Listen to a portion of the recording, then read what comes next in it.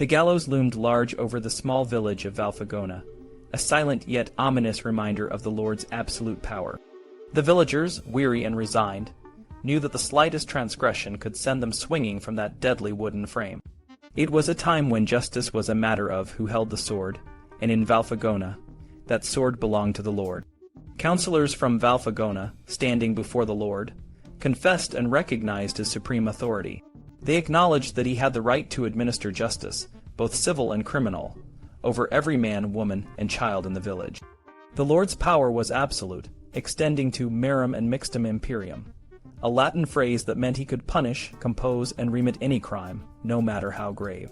The villagers were his vassals, bound to him by loyalty and duty, and they were required to swear oaths of fealty as often as necessary. This was not an isolated case. In the 14th century, the landscape of the region was a patchwork of small jurisdictions, each ruled by a lord with full judicial powers. The king's authority had crumbled over the years, largely due to the sovereign's need for loans, which led to the ceding of jurisdictional rights to numerous small lords. These lords, often with ancient lineages, believed that their authority was divinely ordained, and that the king had no power to interfere in their domains. One such lord was Ramon de Cardona, the Viscount of Cardona. In 1259, he addressed the Count of Barcelona and King of Aragon, James, with a clear assertion of his independence. To the very loved and honored noble Lord James, by God's grace King of Aragon, etc. From me, Ramon de Cardona, by God's grace Viscount of Cardona. The Lord of Pinos and Mataplana was equally explicit. We do not understand that anyone be higher than us in our jurisdiction. These great domains, however, were not immune to internal conflicts and fragmentation. Smaller lords often challenged the authority of their overlords, leading to jurisdictional disputes that sometimes required mediation.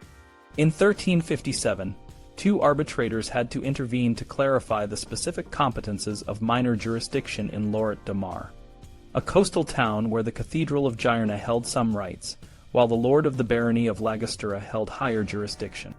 The complexity of feudal rights and incomes created a web of varied situations. In 1544, an arbitral sentence was needed to detail the exact contents of the mixtum imperium in the limits of the castle of Brull, where the Bishop of Vic held higher jurisdiction, and Berenguer de Cardona held the minor jurisdiction. Sometimes great noble domains were transferred to the king, who respected the local institutions and structures. King Martin, for example, received the county of Impures in 1402, and ruled it with fewer legal hindrances than in the royal cities. The city of Girona, which had economic interests in Impures, supported this move, believing it would benefit from the homogenization of the region under royal jurisdiction. However, King Martin, acting as the Count of Impures, obstructed the royal jurisdictional officers, leading to tensions with the local authorities in Girona.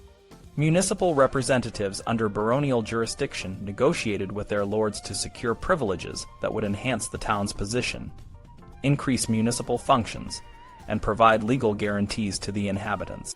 In 1392, the representatives of Ruse obtained a privilege from their lord, the Chamberlain of Tarragona Cathedral, allowing residents to avoid preventative imprisonment in exchange for bail, except in cases of capital or corporal punishment.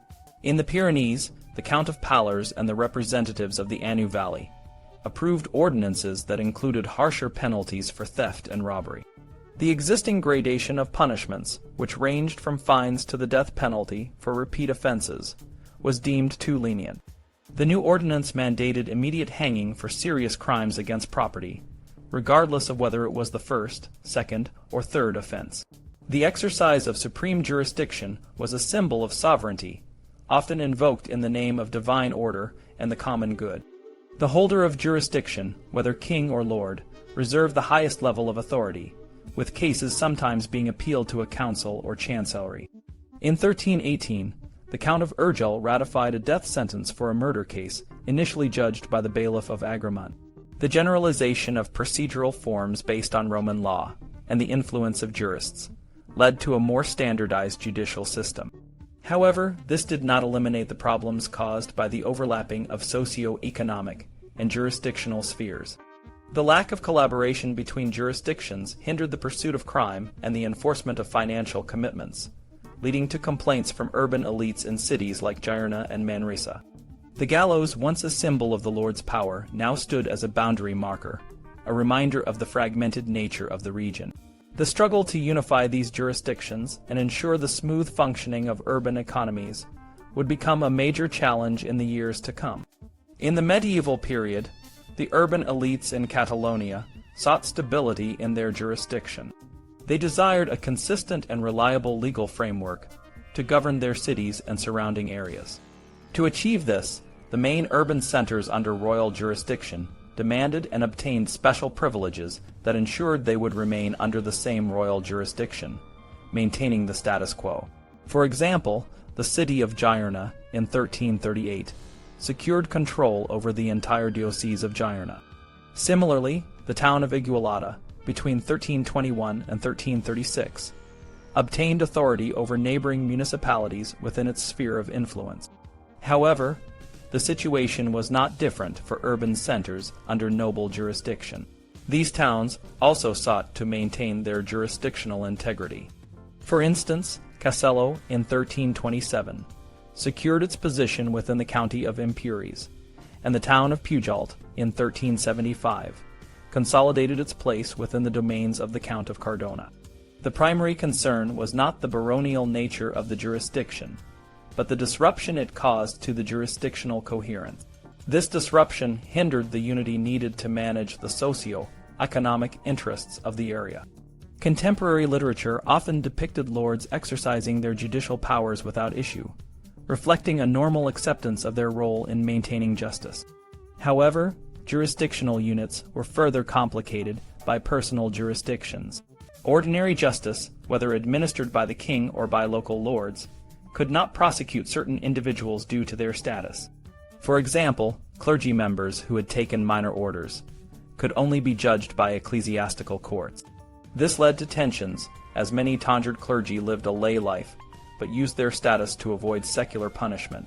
The Church, aiming to extend its power, often took jurisdiction over all tonsured individuals, leading to conflicts between secular and ecclesiastical authorities. A notable example occurred in Valls in 1330. An accused individual was sentenced to death for multiple crimes, but revealed his status as a tonsured clergy member, which allowed him to receive a more lenient sentence. This was a common strategy used by those accused of serious crimes, such as murder, to avoid the death penalty. In Valencia in 1411, a tailor caught in the act of attempting to rape a widow claimed ecclesiastical status. Despite this, the local authorities decided to proceed with the death penalty to set an example. The Church responded by excommunicating the judicial officials and the authorities, leading to a case that reached the Pope, Benedict XIII, who was residing in the Crown of Aragon at the time. The power to impose the death penalty was a significant tool in the struggle for jurisdictional control. Those who held full jurisdictional power could decide who faced capital punishment.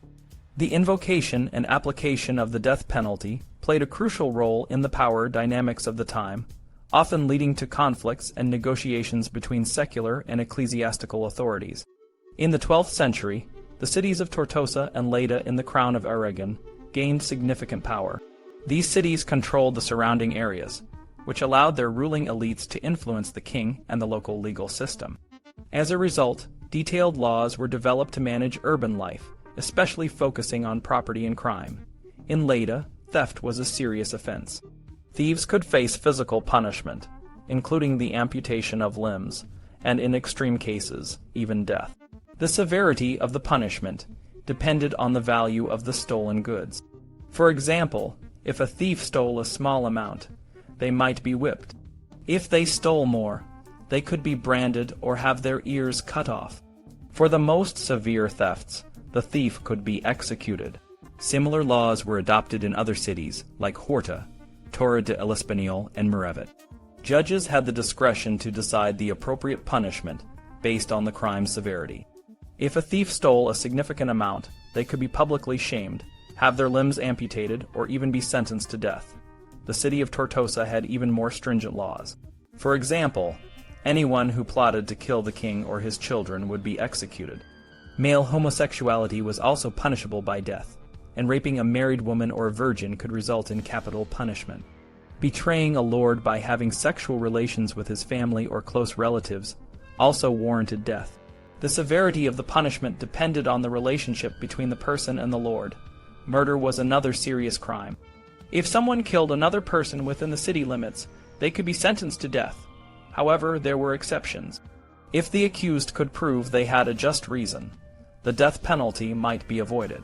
In cases involving poison or magic, the accuser could choose between the death penalty or a financial compensation.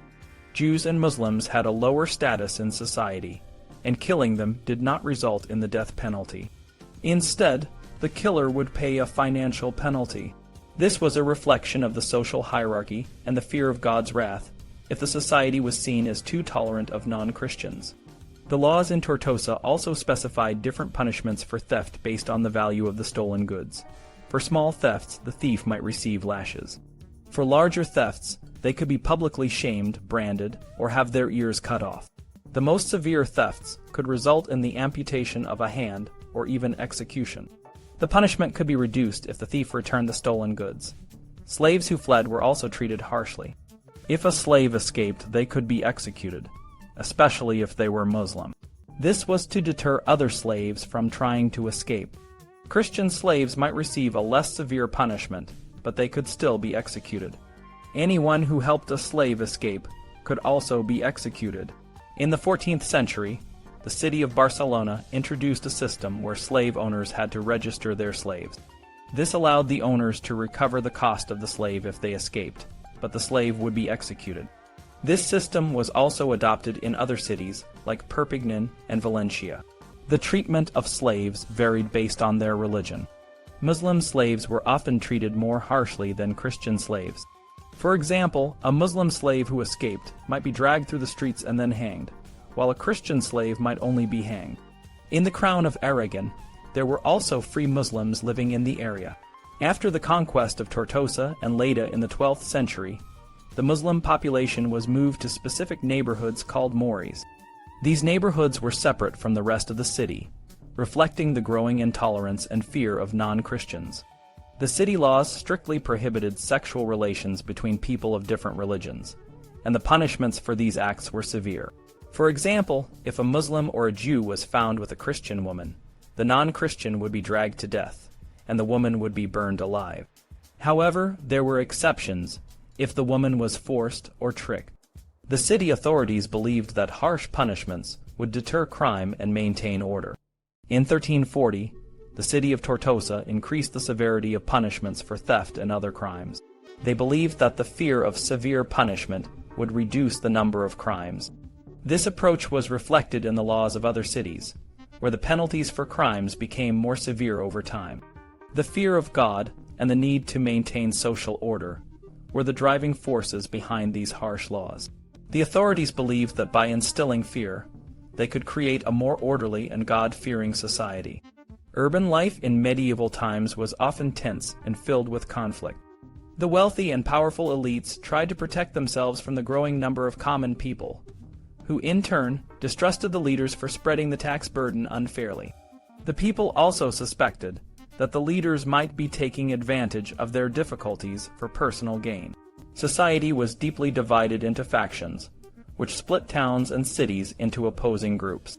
These factions became the primary source of support and solidarity for their members.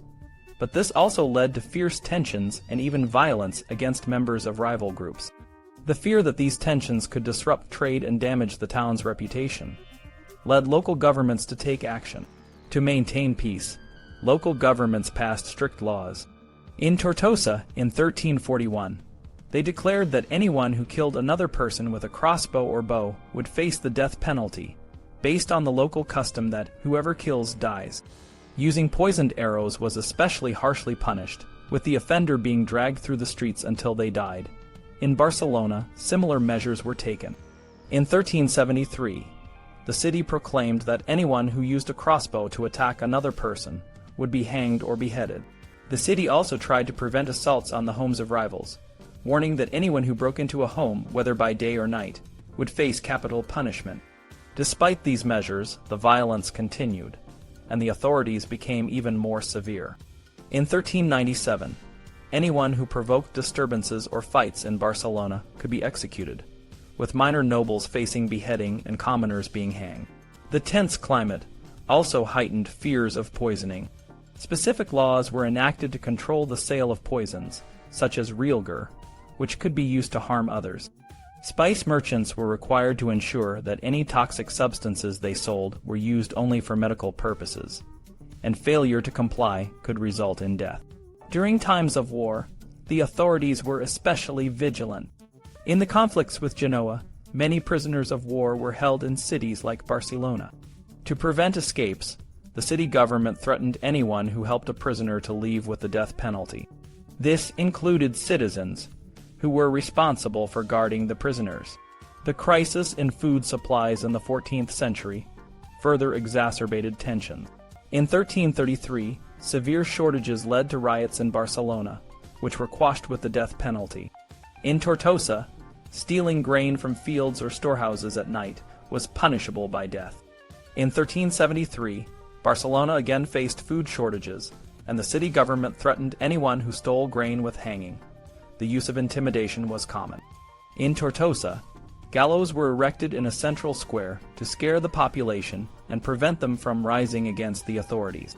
In Cervera, in 1411, scaffolds and pillories were built to intimidate creditors. These measures reflected a growing concern with crime and social order. Initially, cities like Barcelona encouraged charity for the poor. However, after the mid-14th century, the focus shifted to controlling the influx of poor immigrants from the countryside. In 1375, Barcelona ordered all beggars and vagabonds to leave the city within 4 days, and those who returned were to be hanged. The difficulties of the time were often interpreted through a religious lens. People believed that natural disasters, epidemics, and food shortages were signs of God's wrath, punishment for moral failings. Local authorities were seen as responsible for maintaining God's favor, and they were accused of failing to guide the people properly. Preachers like Vicent Ferrer emphasized that leaders had a duty to prevent sin and avoid divine punishment, warning that the wrath of God could fall on both the leaders and the towns they governed. The cities of medieval Spain, particularly in the Crown of Aragon, were places where the struggle for moral and social order was deeply intertwined with the political and religious authorities. Dominicans, like many other religious figures of the time, preached that God's wrath would fall upon society if certain sins went unpunished. These sins included blasphemy, superstition, neglecting holy days, gambling, prostitution, and the tolerance of Jews. In response, local councils and municipal governments enacted strict laws to combat these perceived threats to the moral fabric of their communities. In Tarragona, for example, the city council believed that the fear and love of God alone were not enough to prevent people from committing serious sins. They imposed laws that aimed to control various aspects of daily life, from financial transactions to sexual behavior. Fines, public shaming, and even the death penalty were used to enforce these laws. One such law stated that anyone who entered another's house to have sexual relations with a wife, daughter, servant, or slave would be executed without mercy. Women who consented to such acts faced severe penalties, including the loss of their dowries and public humiliation. The fear of divine retribution also led to increased discrimination against Jews. Many Jews converted to Christianity, but they often remained suspicious in the eyes of both Christians and Orthodox Jews. Municipal laws were passed to prevent converts from interacting with Jews, who were forced to live in separate areas, wear distinctive clothing, and follow strict regulations. In Barcelona, for instance, the death penalty was imposed on those who had sexual relations with Jews, reflecting the intense moral and social tensions of the time. The death penalty was not just a tool for maintaining moral order. It was also a means for local governments to assert their authority and jurisdiction. Cities like Barcelona, Girona, and Tortosa sought to expand their influence over surrounding regions by taking control of judicial powers, including the right to impose the death penalty. This often led to conflicts with other towns and with the royal authority.